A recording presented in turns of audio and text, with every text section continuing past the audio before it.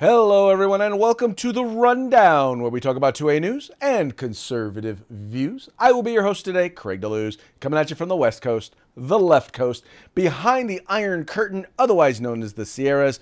But as we all know, I do not do this program by myself. That's right. My name is Mike Piroworski. I lend a hand when I can as the co-host. I am from the East Coast, so I'm the co-host with the most from the coast with the most. Here on The Rundown, 2A views, conservative news. Craig, how is day 3 of your weekend? It is going just fine. Okay. We'll move on then. It is going phenomenal.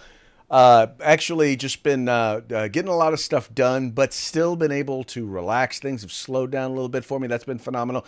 Tonight, planning on enjoying some spirits and sticks with some folks, some good conservative folks this evening. Good for you.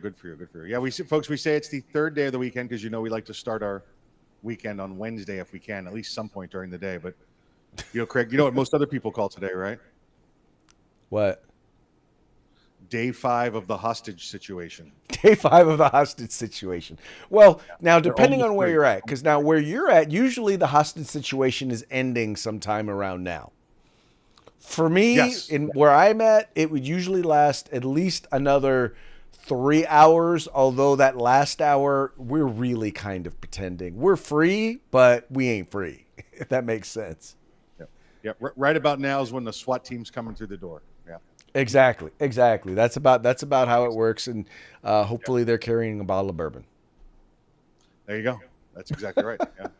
For medicinal purposes, of course. Medicinal purposes. Obviously, we need a way in which to overcome the trauma of having been held hostage for 5 days by some dude who decided he was going to also give us money.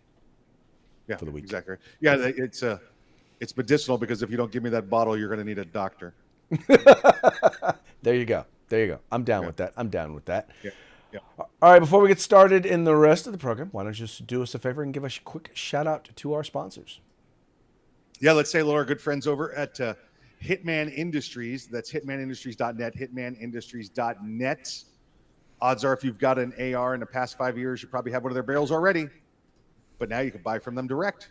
So if you want a new barrel for your rifle, you want a new barrel rifle for a new build, get it. Go to them. Go to hitmanindustries.net. The California Republican Assembly, he's fighting a good fight from behind enemy lines. Make sure you reach out to them and find out how you can assist. And then, of course, if you want some awesome combat gear, some tactical gear, go to uscombatgear.com. You're right. We are so dating ourselves with that. But you know what? I don't care because I have fun when I say that. And that's what matters, Craig. Exactly. Fun. The fun that we are having. But folks, look, what also matters is that you actually visit our sponsors. Here's the deal. They bring us to you so that we can bring you to them. So do us a favor. Take a second. Head on over to their websites. The link is in the description to this program. So we make it real simple for you. If you like what you see, kick them down some cash. Spend some money with them and make sure to let them know that it was the guys over at The Rundown that sent you. There you go. Also want to encourage you. I'm pretty sure you've already done it. If you're a regular to this program, make sure you like, share, and subscribe. Once again, the algorithms, Google and Facebook and all of them, they're doing everything possible to make sure that you can't find us, but you found us. But they're trying to make sure that your friends can't find us. Well, don't keep us to yourselves. Spread us around. Share us with your friends. Let them know. Hey, if you want to watch, you can watch us on YouTube. You can watch us on OpsLens. You can watch us on Spotify. You can watch us on Facebook. Also, but maybe they just want to listen to the program, right? Maybe they want to listen while they're driving. They can also listen, once again, on Spotify, Apple Podcasts, Google Podcasts, Podcast Addict. However, wherever you get your podcasts, you can also listen. So make sure you just let them know that they can do that. So tell them now, because they're missing out on all of this, good 2A conservative goodness. Listen, Craig just said he was fun, folks. So you want to share fun Craig. He's actually the king of fun. He's the fun king. We call him around here. We do. We call him the Fun King Craig. That's what Funky Craig. That does not sound right. Don't say it too fast. What? Yeah, you don't want to say that one too fast. You might get in trouble with the profanity police. Oh, all right. Okay. All right. Also, folks, this is Why- Free Back Friday. This is where we're paying attention. We're looking at your comments. So if you got something to say, you want to comment on whatever it is that we're talking about, you want us to share that comment, go ahead and put it in. Once again, however you're watching us, if you're watching us live, right? Now, if you're watching, I'll be honest with you. If you're listening to the podcast, you're not watching us live. If you're watching us on Spotify, you're not watching us live. But if you're any of the other ways, well, let me take that back, with the exception of Rumble. But any of the other ways, or by the way, OpsLens, no, you're not watching us live either. Sorry, don't know what to tell you. But any of the other ways, you can actually give us a comment, or even if you're not watching us live, give us a comment, and we will respond as we can. Yes, we agree. We agree on that. Yes. All right, let's go ahead and get into our first story. We knew as soon as they started coming up with the ghost gun bans or the bans on unserialized firearms, we knew that it was going to be constitutionally dubious at best. And we are now starting to see court after court is now ruling that is in fact the case. And in the latest decision, a federal judge decided that a ban on guns with serial numbers removed has been deemed unconstitutional. Now, this particular ruling, as reported by Reuters, came out of West Virginia and dealt with a West Virginia rule where there was a federal ban on possessing a gun with its serial number removed. Now, technically, this is not a ghost gun, but we all know that many in law enforcement are actually reporting these firearms as though they were in fact ghost guns. So I think this is a pretty big ruling. In particular, I think when you start to read the opinion, or at least the justification behind the ruling. Yeah, this one, I got to say, Craig, actually came as quite a surprise. Did not see this one coming. Now, did see ghost guns, air quotes, folks, ghost guns for when you buy a ghost gun kit, so when you buy a gun kit, when you buy whether it's an 80% receiver or, polymer 80, whatever it happens to be, did see that, going to court and, trying to get a determination on that. Did not see it, however, for guns that have had serial numbers removed from them.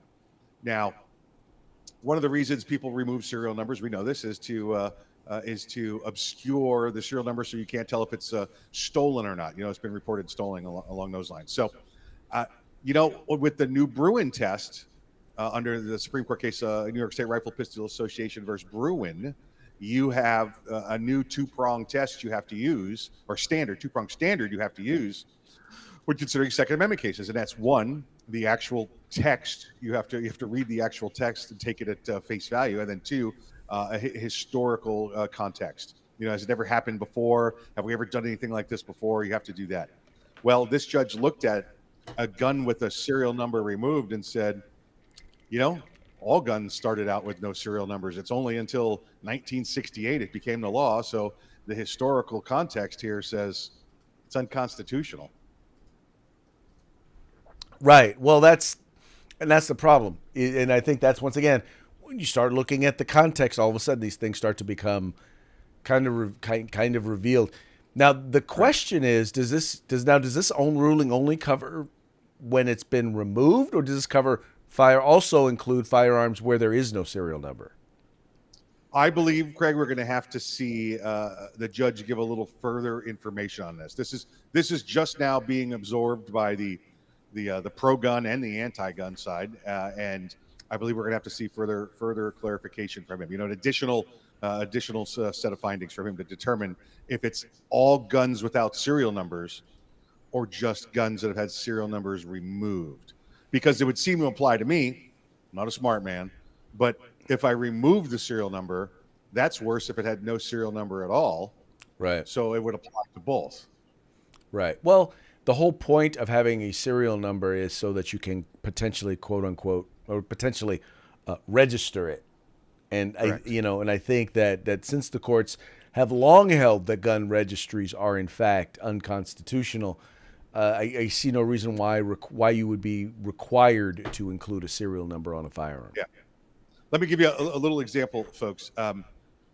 It's your personal property. Now, those of you that have cars, I'm sure you're saying to yourself, well, I have a license plate that attaches to my car. I have a VIN number on my car, and I'm required to keep those on there. I can't take the VIN number off the car. That's illegal. Well, that's because cars, Craig, are a privilege and not a right. There's no constitutional right to have an automobile. If you want to have one and take part in the interstate and road and county city traffic systems, you must maintain it according to road and city and county laws.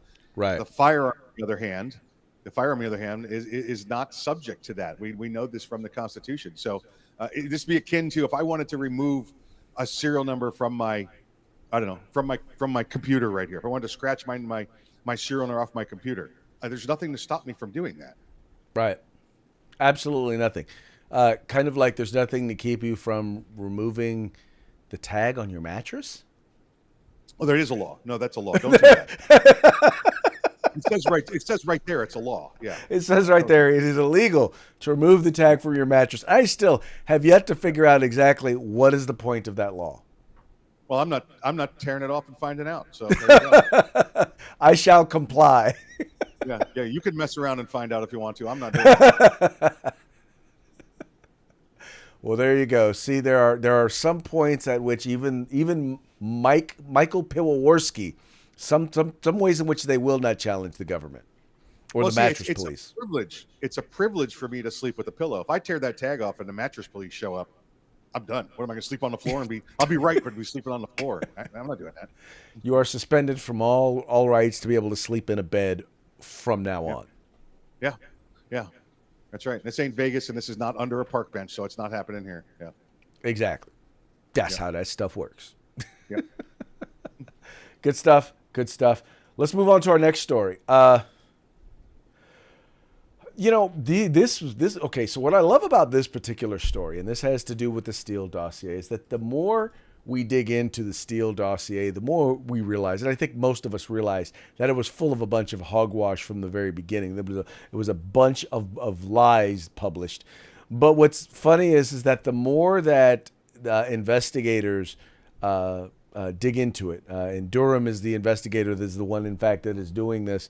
And it's even now, even the mainstream media is now having to report on some of the stuff that's coming out. And in this particular case, now The Guardian, is a left-wing British publication, but even they are now reporting how jacked up the Steele dossier was. In fact, what they're reporting, and they're not the only ones reporting it, they're just the entity that is not behind a paywall that I could pull the story up for. They are now reporting that sources in the Russian analysts' Trump dossier fabricated. Now, mind you, the Russian analyst was basically what they did was they faked it. What happened was you had Christopher Steele, who basically was offered $1 million, or was it $2 million? I think it was $2 million.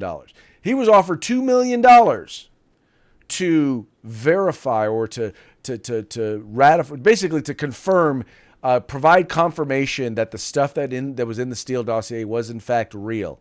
And he did not take the money. He would not take the money because, as it turns out, the Russian analyst that supposedly he got the information from, that person never actually existed. So not only was it a lie, but it was a lie that they lied about. I mean, Mike, come on, man. And by the way, the more they realized they knew this, and yet and still, the Steele dossier wound up in a number of FISA applications. Yeah, numerous. Craig, my only concern with this is you say, and the article says that this person in Russia never existed. Right. Well, if you look through the course of history, there was a lot of people in the Soviet Union that existed and then all of a sudden never existed. Never existed. Well, what we know is we already knew the information was fake. This is correct. Just reporting that the person who supposedly fed Christopher Steele the information was fake. So who knows? Maybe that person's gone, dead, whatever. But we still know that the information was false. We still know that it wasn't verified, and yet and still it was the key document used in many of the FISA warrants involved in the investigation that, oh, by the way, resulted in absolutely nothing. Yes. Yes, Craig, now that we have, again, like you said, more information, again, additional information that this dossier was garbage, that this dossier was used to, file warrants with the FISA court. Now that we have more information on this, I say we ignore all things Hillary Clinton and we do another raid on Trump's Mar-a-Lago estate. There you go. Why not? No, I think we should do Trump Tower this time. Trump Tower this time? Okay, gotcha. I think Trump Tower. Just because that's what the liberal side's going to do. That's what the Democrats are going to do. This is going to be presented to them, and they're going to go, huh? But what about Trump? And then they're going to do something there again. It is amazing the degree to which they will go. I actually watched the January 6th committee hearing yesterday, where they literally. I'm sorry, but I thought the season was over on that already. No, they had another one. Special bonus episode. They had a special bonus episode where apparently they thought they were making the case for why Donald Trump was a criminal, and quite frankly, they did not make their case at all. No, they can't, and they would continue to not be able to. But they are, trying, and they all believe it. They believe if we all point at each other, then it'll work. Then it's okay. Right. It's absolutely amazing. Absolutely. Craig, Donald Trump's worth what, $3 billion about the last time I heard. Yeah. If he could charge a little bit of rent for all the heads he's living in for free, he could be the richest man ever. He's living in people's heads for free. Literally. He'd just get $1 for that. He'd get $1 for that. He'd double his value. He probably would be close to a trillionaire. Yep. Yeah. And of course, you'd have to go worldwide on that one. For him to hit trillionaire status, he'd have to go worldwide. Yes, and he could. He could. He most definitely could. All right, now this next one is just, I'm trying to figure out exactly what is going on here, because supposedly COVID's over. The pandemic is over, right?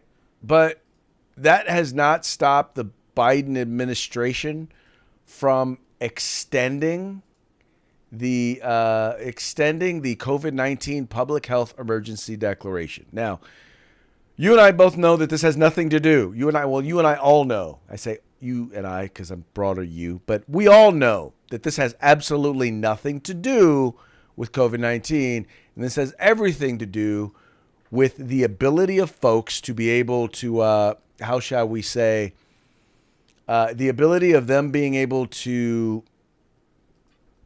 control. There you go. To be able, it gives them the ability to do things when it's a state of emergency. They have the ability to do things that they are not otherwise authorized to do, and that's what their goal here is. Their goal is to be able to issue out money. Their goal is to be able to control people's behavior. California, we're still in a quote unquote declaration. We're still under emergency powers of the governor of California, even though, once again, by all indications, the pandemic is over.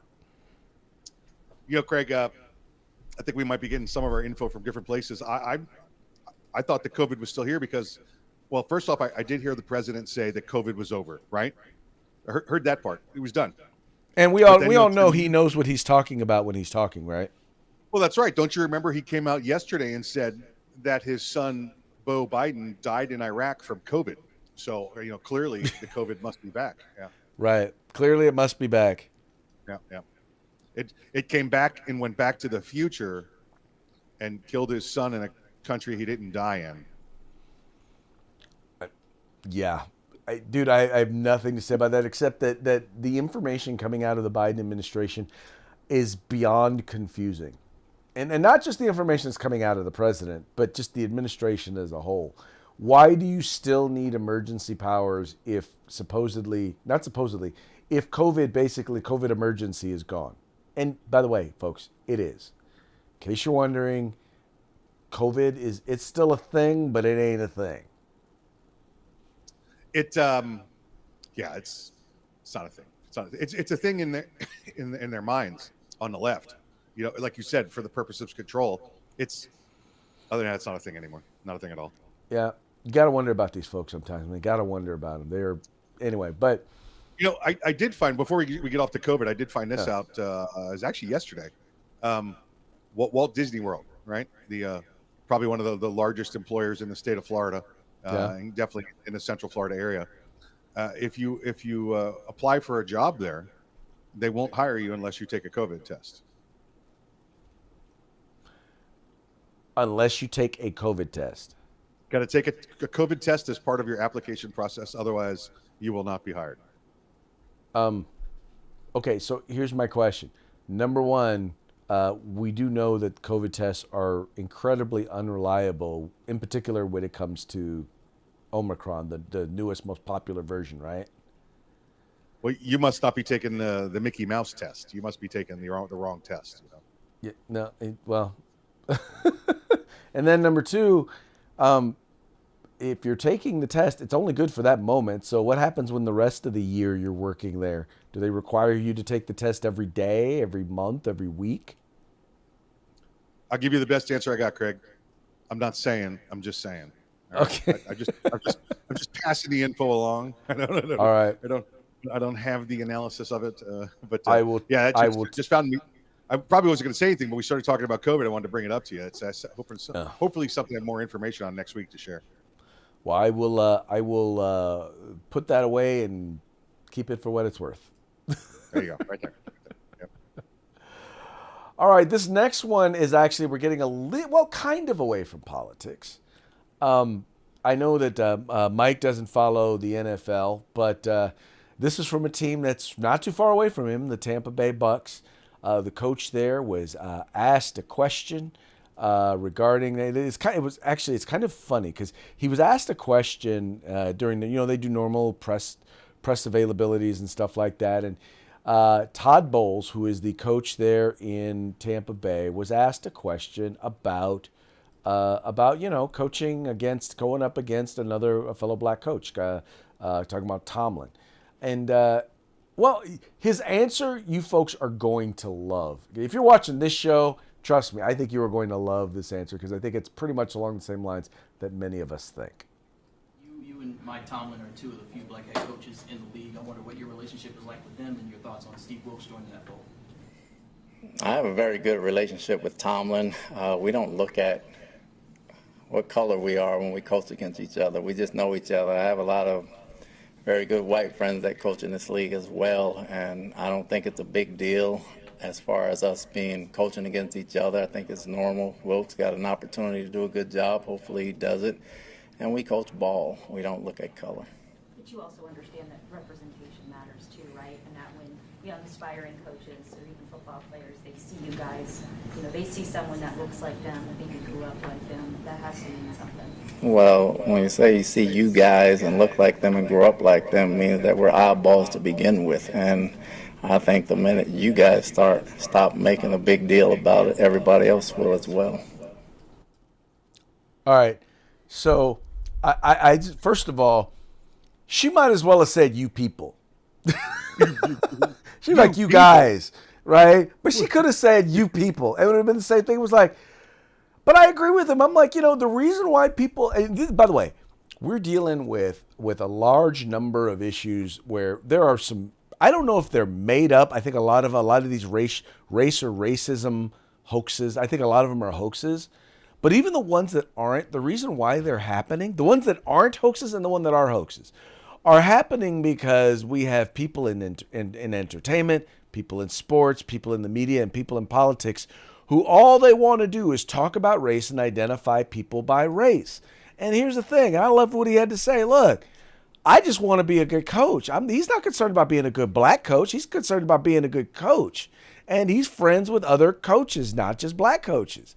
I just think, to me, I agree with him. It's like, if I were him, I would ask her, would you ask a white coach the same question? Yeah, that would be the right answer, right? But yeah, he said it perfectly. He said, once once you people stop bringing this up, then it'll stop becoming an issue. Well, and that's the thing, is that it's these folks who keep bringing this stuff up. And don't get me wrong, I will be the first to tell you that I'm like this. I'm not a person who's like race doesn't exist. I believe it informs. It's a part of who I am, but it doesn't define me, right? It's not, my race is not all that I am, right? It's a bunch of stuff that goes into who I am. But when you have people who that's all they want to identify you as, the worst part about it is those very same people then want to turn around and call you the racist because you don't want to see people based on race. Well, it actually makes you an anti-racist. So it's a triple negative, which means it's reinforced as a positive. So you become an anti-racist racist. Yeah. Right. I mean, I get the funny part is about all of this and all of this stuff in terms of the whole social justice, critical race theory, all of the gobbledygook that they talk about, all the words and the terminology that they use the words don't mean what they actually mean. If you look them up in the dictionary or what they've historically mean, they don't mean the same thing. And so when you start, for example, talking about racism, well, racism now is anytime I feel uncomfortable and I am a person of color, what is happening to me is racism. I was at an event last night, school board event, and we had it was like all the school boards in our county, and we had some young people there who were some student board members who were talking about racism and they've experienced racism and microaggressions, and I'm like, microaggressions, really? I'm like, I so wanted to tell them, you know what, you would not have survived Jim Crow, you wouldn't have, you just would have there's no way you could have survived it, because I'm like. Explain to me what a microaggression is and exactly why that constitutes institutional racism. You want me to explain it? No, that's what I want to say to them. Oh no, I don't know. I already look. I already know what you're going to say, and I don't have a bleep button. So, very good. Very good. If I had a dump button, I'd let you go on and explain it. Listen, I just want next time you're there, your meeting there, or your board meeting, whatever it's called.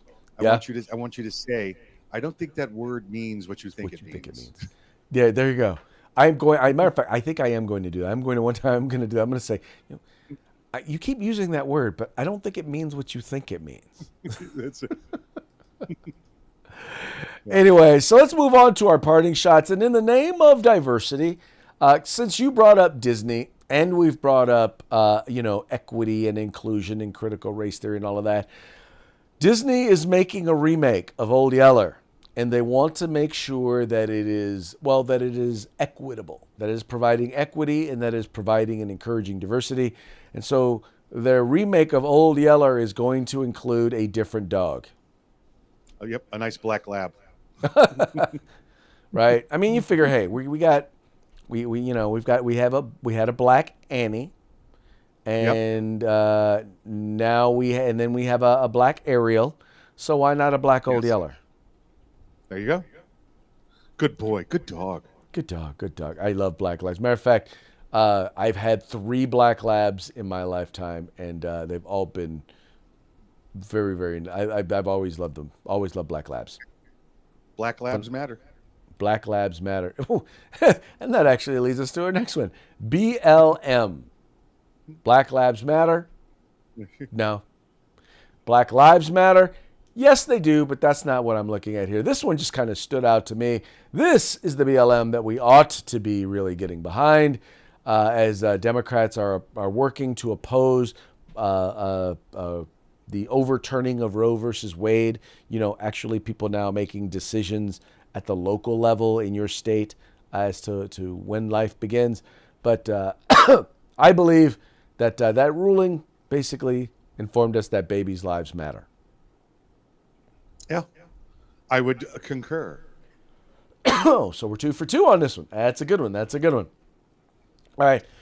Now, Mike, this next one, are you familiar with John Fetterman?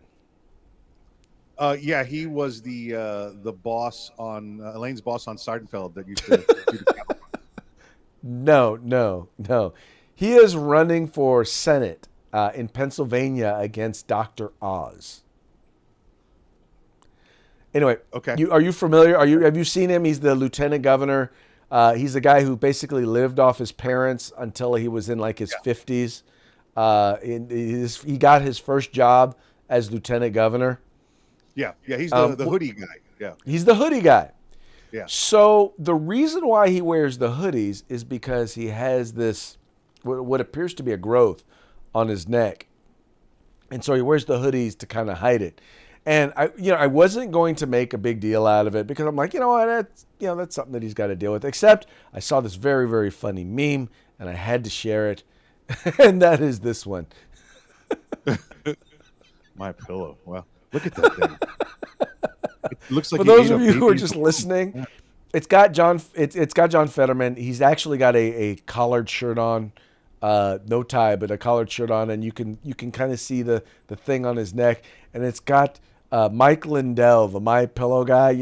If you've seen any of his ads, you see he's got this one where he's like holding the pillow.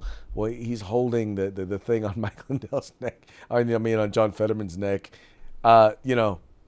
I'm normally not one to make fun of someone's infirmities, or issues, but it's funny, so I'm gonna share. That thing looks like he ate his twin in the womb. It's huge. It is, and hopefully, you would think that the insurance from being lieutenant governor would have covered having it removed, but evidently not.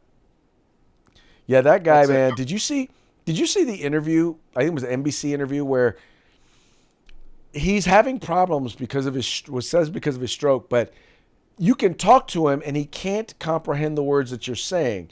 But then they put it on a computer screen, he can read it, and then he will respond. Okay, I mean, stroke does some weird things. I'll Yes. say that.